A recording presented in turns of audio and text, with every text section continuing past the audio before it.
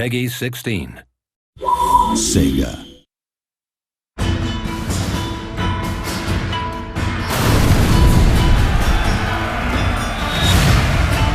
Set during the 19th century, The Fall of the Samurai offers a largely different gaming experience to the original Total War Shogun 2. It's full of explosives, pyrotechnics. It's got lots of fun new units like torpedo ships and Gatling guns. Ships explode left and right, get armor-penetrating shells. We have this huge clash between the modern and the traditional. Effectively, this is a war for the soul of Japan in the modern world.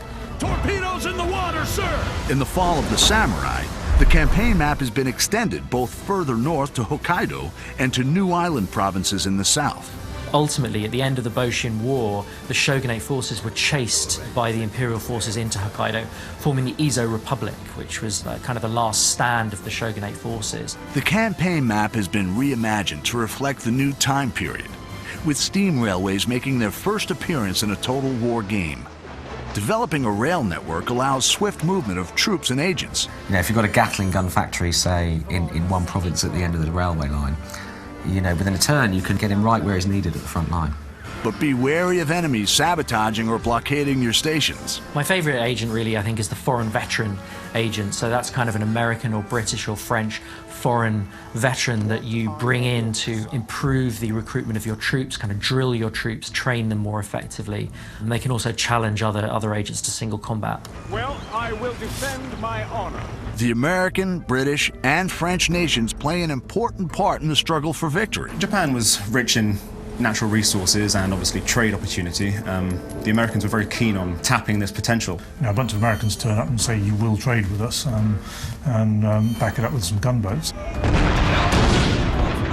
The construction of trading districts for Western powers will give you access to devastating units and advanced technology. The Industrial Revolution and the Enlightenment that took many, many decades in the West gets condensed into 2 or 3 or 4 short decades in Japan.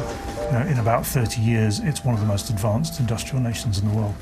Instead of having to rely on expert swordsmen and people who you have very few of, you can train anybody to fire a Gatling gun. But the cost of modernization is great. You know, modernization means mechanized factories. It means the breakdown of traditional social values and social connections. Industrial development can breed discontent in the people and reduces the effectiveness of traditional weapons and units, such as samurai. A lot of people became more and more angry with what they saw as increasing foreign domination. If modernization, unhappiness becomes too much of a big issue, a region can suffer a samurai rebellion, which was something that actually happened in the 1870s, where a bunch of disgruntled samurai decided that all this westernization was no good and rose up against their masters. I thought it was quite nice. The dynamic clash between the old traditions and the new industrial world is at the heart of The Fall of the Samurai. Like all Total War games, there's no wrong path to victory. Make your own choices, build your legacy, triumph, and dominate Japan.